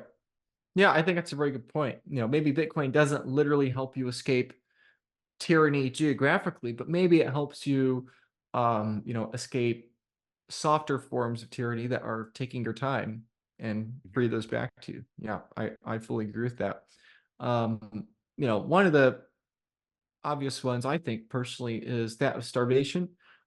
All starvation of the modern era today is of political result. We have enough food. In fact, we make enough food for about 10 billion humans. So about enough food for 2 billion humans is currently being wasted. So currently 3 million children die every year as a result of starvation, which again, at this point in human history is 100% caused from a political problem, right? These are typically children and families in places of the world where there are political issues, where there are socioeconomic issues, where there are wars. This is why the whole, X billion dollars is going to magically fix hunger in the world. It's just simply not true. The problem, you don't need to throw more money at the hunger problem to solve the hunger problem. But reality is it's a much more complicated situation with politics, and hopefully Bitcoin fixes that. So I don't know if you have anything to add to that, Daniel. Um, I would just say the farther you get away from the money printer, and the world's money printer is in the United States of America, the farther away you get, the more exacerbated the problem becomes of fiat money and this debt-based money because Africa, I mean, their hyperinflation is super common. We haven't experienced hyperinflation here in America. But when that happens, you get more political corruption, more starvation, supply chains are out of whack for more central planning. So it does, yeah, lead to more starvation. Yeah, we technically haven't had hyperinflation in the U.S., but there have been at least two essentially hyperinflations in the U.S. Granted, they were a long time ago, so most people have forgotten Continental, about them. like yeah, American Revolution, like Yeah, the Continental in 1779 and the Confederate dollar in 1864, which of course some people say that wasn't America, but for a third of the country's population at the time, they lived through it, right? So, yeah, that's a good point. so America's not fully immune. And then you also keep in mind that all the colonies had their own, or essentially all the colonies had their own currencies before we had the Continental. So all the 13 colonies, America's first currency, and we had two central banks before the Federal Reserve. So it's not happened recently, but it could definitely happen again. Right. So In our um, lifetime, yeah, with the yeah, caveat. in our lifetime, right. So yeah, I already mentioned this with food, but anywhere from 20 to 40% of the world's food is wasted. Consumerism, gluttony, inefficiency. We're both Christians. Gluttony is a really big problem. The desire for more stuff. I think that's another big problem. Food waste is, of course, tied in with that. And Bitcoin won't make it perfect, right? Because Bitcoin doesn't eliminate, um, corruption from the world, but maybe we can improve statistics in a better direction, right? This chart here, we're looking at life expectancy versus gross domestic product per capita at different periods of time, 1800, 1950, 1980, and 2012. And we can see that's getting better over time. And so the hope is that we can continue to increase this curve higher on both ends of that spectrum. There are Mhm. also pollution problems, right? So lead poisoning is another big one that people tend to forget, right? We tend to get afraid of diseases and viruses and germs, but the reality is that every year 100 million, or not 100 million, 800 million IQ points are lost every year due to lead. And additionally, 1 million people die every single year, right? So, again, um, most of us are very concerned when, there's a war or a genocide that's killing 100,000 people a year. Actually, um, I don't believe there's any war in the world besides the one in Burma and the one in Ukraine that's claiming 100,000 a year. Um, I hope I'm not wrong about. I hope I'm wrong about that. I hope it's less. But my point is that, again, tangible versus intangible, right? War is tangible. War is scary, but we have an equivalent to a war 10 times larger than any current war, that's just lead poisoning. And additionally, like you said, Daniel, that's maybe it doesn't claim lives, but it claims parts of lives, right? And so maybe lead doesn't take your life or your child's life, but maybe it reduces their IQ by 10 points, which is a significant impact on their quality of life, their relationships, and their ability to have an income in the future, right? So I don't know if you have anything to add to that, but lead poisoning and other forms of pollution that are the result of short-term incentives have a big consequence. Yeah, and I would just add, going back to the gold standard, if we incentivize gold to be the base layer of money again, Yeah. uh, these poor communities are poisoned by mercury from the gold mining, and land is stripped. I mean, it's horrible for the environment. Whereas Bitcoin miners, they consume wasted energy. That's the only way that they are profitable. So that's a big difference as well. Environmentally, is Bitcoin is much Yeah. better than gold. Yeah. Actually, it can be tracked specifically when gold has a green year. Destruction of various rainforests also increased that year. Specifically with gold mining, but you can track it very well as mercury poisoning. That's a great point, Dan. I'm glad you brought that up. I didn't even include that in this thread here. Unfortunately. So, and if you want to learn more about this, I encourage you to look up the name Thomas Midgley. If you don't know who he is, you should know who he is. And again, that is a completely preventable problem, right? Okay, here we talk about war, or here I mentioned war. Okay, so the question is, how many currently ongoing wars have higher death counts than the last 8 years of the Russia-Ukraine conflict? This is something that I think actually is very surprising for a lot of people, because the answer is 12. There are a dozen wars at the time that I wrote this thread, which was a year ago. There were a dozen wars, still are a dozen wars, that have a higher cumulative death count than the last 8 years of the Russia-Ukraine conflict, right? And which is in total somewhere between 5 to 8 million people. And to me, the terrifying thing is not that 5 to 8 million people died.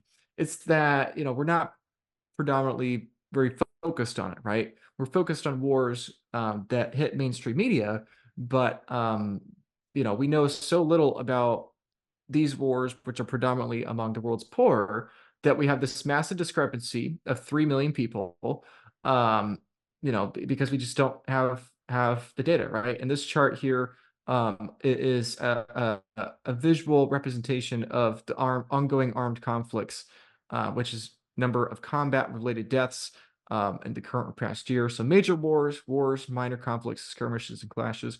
Obviously, the major wars right now, like I said, are Ukraine and Burma. There's also Ethiopia as well. You can see there in the dark red. I believe the death count there is slightly lower than that of Burma, but my point is that you can see there's wars all across the world, right? Which include not wars between nation states. Some people will notice Mexico here, but wars between political groups within nation states, right? So there are many nations like Mexico, like Mali, Niger, Congo, Venezuela, other places where there are currently what are defined as armed conflicts, not wars between nation states, but wars between political factions within a given nation state, civil wars, other kinds of things. So I think we've talked about war a lot, Daniel, already, but I don't know if you have anything to add there. Yeah, I think Bitcoin makes war more expensive monetarily and less expensive um, in human lives, because they shouldn't last forever on a money printer. Right. Julian Assange mentioned that, for those who don't know, Julian Assange is, he was, he's the WikiLeaks guy. He was recently just released, thankfully. But that's something he talked about how uh, the goal is not successful wars, the goal is forever wars, right? And so, that's the problem. As I wrote here, political currency incentivizes these kinds of extended wars For the empire, that currency, right? We want your oil, take our paper for your oil. And if you don't accept that, and we, we'll go to war with you, right? It isn't about, let's have a mutual trade where we get oil at the price that you desire. Let's get the oil at the price we desire. And so currently that's an average about 700,000 deaths a year. And so, as I ask here, how many of those could be prevented with a sound money standard? Maybe 10% of those deaths, which would be 70,000 a year, maybe 5%, maybe 50% or more. That's my hope, right? Of course, not only do we have war, but we have dictatorships, right? Which, as many people, especially libertarian-minded people, have a major concern about, right?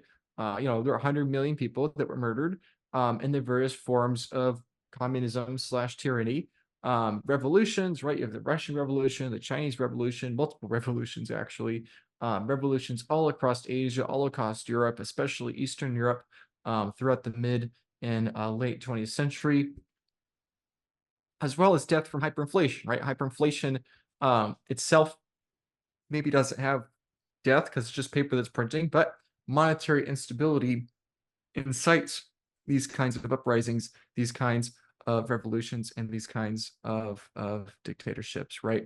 Obviously, there's the bugaboo of nuclear war, right? Obviously, that's the one everyone gets scared of, and this is perhaps a more controversial thing I won't go too deep into, but technically, we don't have enough firepower to destroy the world, right? It is just pretty much a Hollywood contrived belief. I mean, if you actually honestly think about it, do we really think that a few thousand extremely large explosions are going to turn the entire planet into an ice age? That just doesn't have the scientific backing people think it does.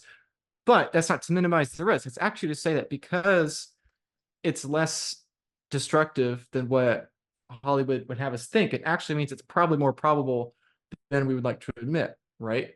The incentive of a country to go to nuclear war, thinking that we might only kill a few 100 million people realistically, versus the fear mongering 99% of the world's going to collapse. It makes it all the more terrifying. So the scientific studies around it have anywhere from hundreds of millions to low billions, but of course we want to do everything possible to reduce that probability as much as possible. And so then I think from there I kind of go on to explain on this a little bit more. So I won't read all this, but basically I go on to give some statistics and some information. Daniel, like you already said with the environment, about how Bitcoin is going actually carbon negative, and comparing destroying rainforests, mercury poisoning, everything else with gold and other precious metal standards. Diamonds is another very common one, right? Blood diamond is literally a term. And another example is that of air pollution, right? Not only pollution from gold mining and of hard metals like lead and mercury, but air pollution from the carbons that we're burning, fossil fuels, is killing about 6 million people a year, right? And so that's not to say we should abandon fossil fuels, obviously, right? I'm not, an alarmist when it comes to that, but it is having a very quantifiable impact. And even though maybe we'll never get rid of fossil fuels, it should be in our incentive to at least help people, not be subject to that, right? And do everything we can to mitigate that pollution. So I don't know if those topics you have anything to add on, Daniel. Yeah, I think Bitcoin is better incentives. So to wrap this up, it's like whatever is most important to you in your day-to-day life. I think if you learn, take an hour and learn about Bitcoin, you're going to be able to bridge the incentives and see why it's more than just number go up. I mean, that's exciting. That's a rush, to see the number go up in fiat. But once you connect it to creating a better world that you want to see for yourself and for your children, I think that's when it really clicks. That's a firm foundation to save no matter the fiat price, to be a part of the network no matter the fiat price. Right. So Right. yeah, Right. but yeah. Yeah. I know I could go on for all night. But yeah, simply put, I like to say that number go up does matter, because number go up is a sign that Bitcoin is working. And I firmly believe we will either see $100 million per Bitcoin, or we will have at least 100 million needless, completely preventable, premature deaths. And so, I think it's everyone's choice, and I think it takes time for people to understand that.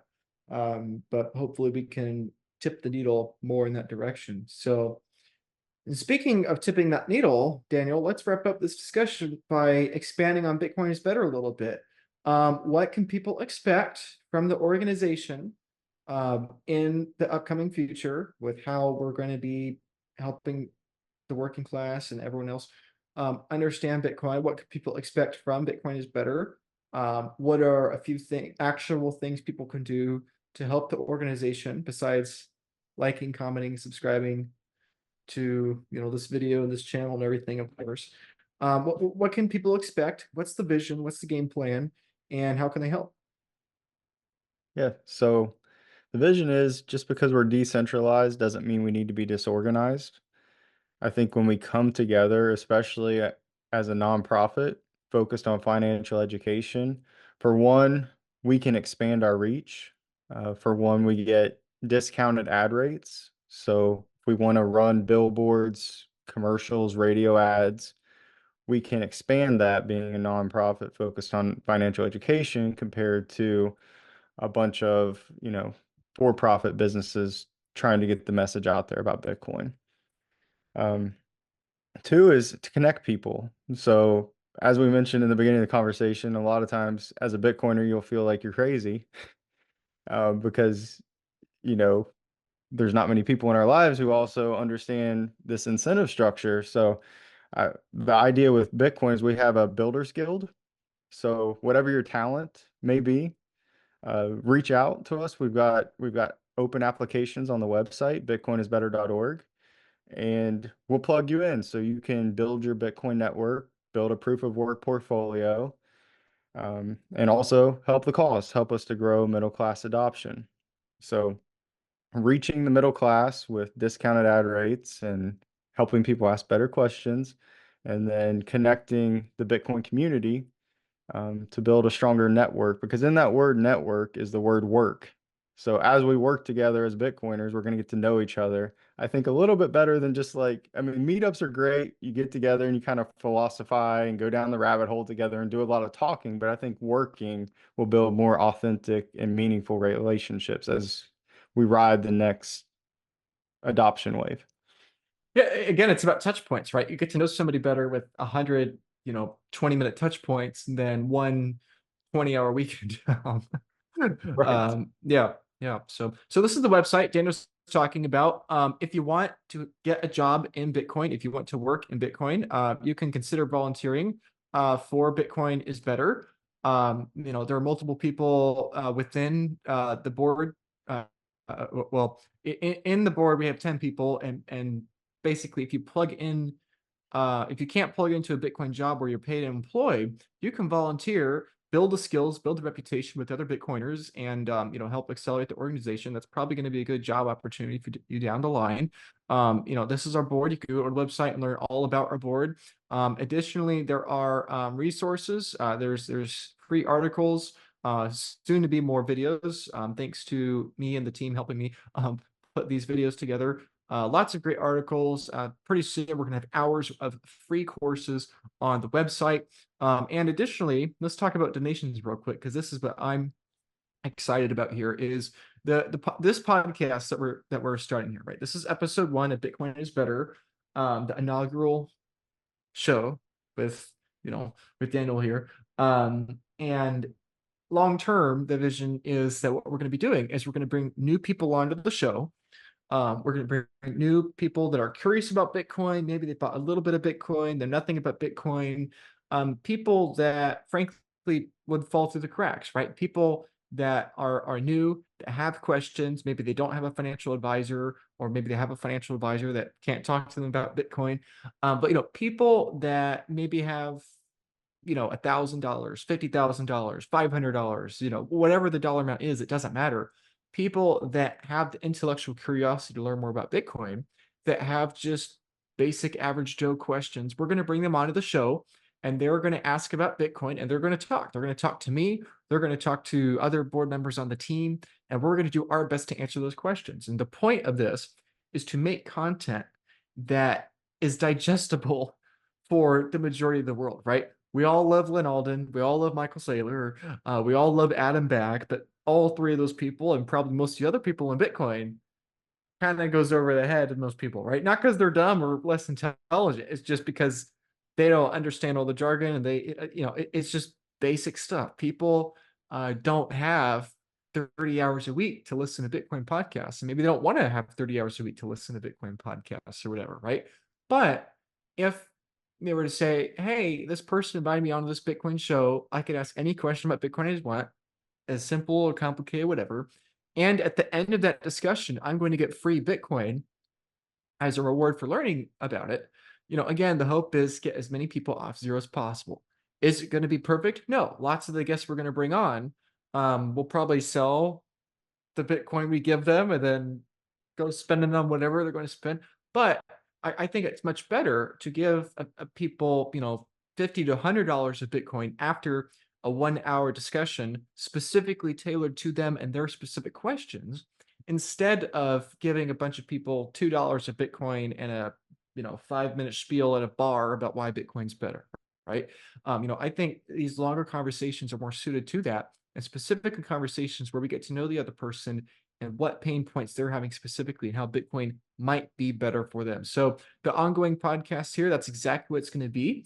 It's going to be mostly new people guests, and it's going to be mostly explaining Bitcoin in whatever way that is going to be best for that person, just having natural conversations. So I personally request you, if you like this concept, if you want to see this succeed, please share these shows with your friends that are new to Bitcoin. Hopefully I'm going to do my best. Daniel's going to do her best to make the best content possible. If you want to accelerate these shows, if you want to see us make more of these, if you want to see more Bitcoin given away to the hands of working class people, then please consider donating to Bitcoin is Better, and you'll see that happen, right? I mean, I really hope soon enough, many, many more people, Daniel, are going to see the vision of what we're trying to do here. And we'll say, hey, yeah, I'm willing to donate $500 of Bitcoin to this cause, because they're going to do 10 podcasts with 10 different people, giving each of them $50 of Bitcoin. And maybe half of them will sell it or get rid of it or whatever and go on their way. But maybe the other half will start to learn more about Bitcoin. They'll start saving half of their monthly savings in Bitcoin. And soon enough, just my little $500 donation, we could be looking at maybe 2, 3, 5 families that now are beginning to have their Bitcoin treasury strategy, right? And maybe they would have had it anyway, right? But if we can accelerate that by a couple years, that's going to have a profound impact on those families, right? So please engage with the content we're going to be making here. If you are new to Bitcoin and you want to book you want to apply to being a guest on the show, there's an application, there's a form. I'll make sure to have it in the link in the description below here, where you can apply to be on the show and get free Bitcoin. Okay, we're literally offering you free Bitcoin, $50 for a 60 to 90-minute commitment. If you're watching this and you're not new to Bitcoin, but you have friends, family, coworkers, whomever that are new to Bitcoin, that have questions about Bitcoin, that you think are genuinely curious about Bitcoin, please either encourage them to fill out the form, or if you get their permission, you can fill out the form on their behalf, and then we'll be happy to schedule something with them and bring them onto the show.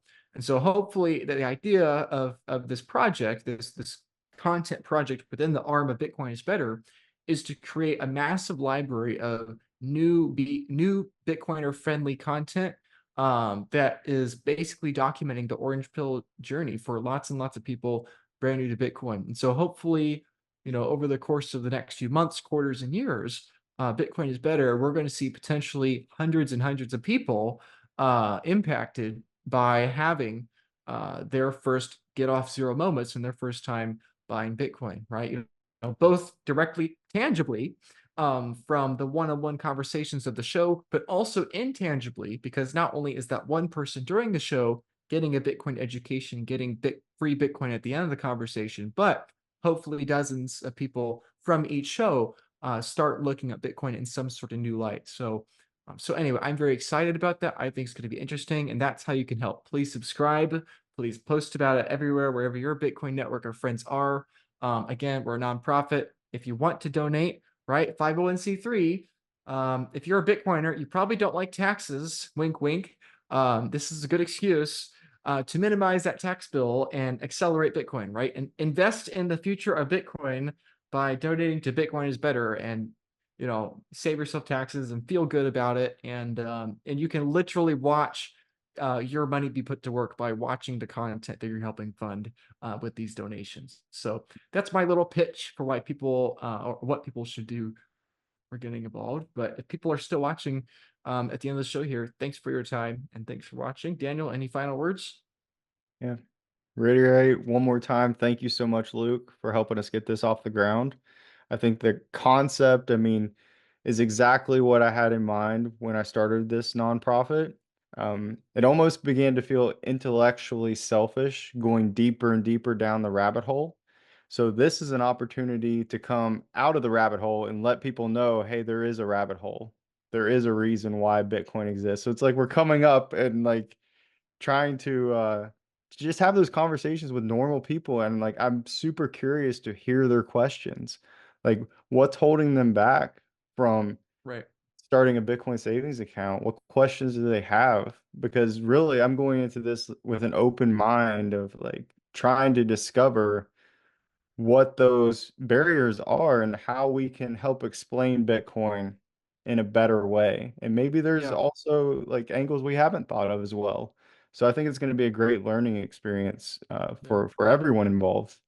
No. Yeah, and that's the last point as to why you, dear viewer watching, should support Bitcoin's better and watch our content, is because not only do you get tax deductions by donating to a nonprofit, not only are you helping literally tangibly orange pill new people and indirectly orange pill new people by funding more Bitcoin content, but by watching our show, you're probably going to put yourself back in the mind of somebody that hasn't gone down the obsessive rabbit hole you have. And so you actually might become a better orange pillar for your family, friends, and network by watching our show, hopefully, right? So not only are all those other things I said before true, but hopefully by watching our show, you'll have a better arsenal of knowing what the actual questions your loved ones have and being able to answer them, right? So lots of reasons to support it.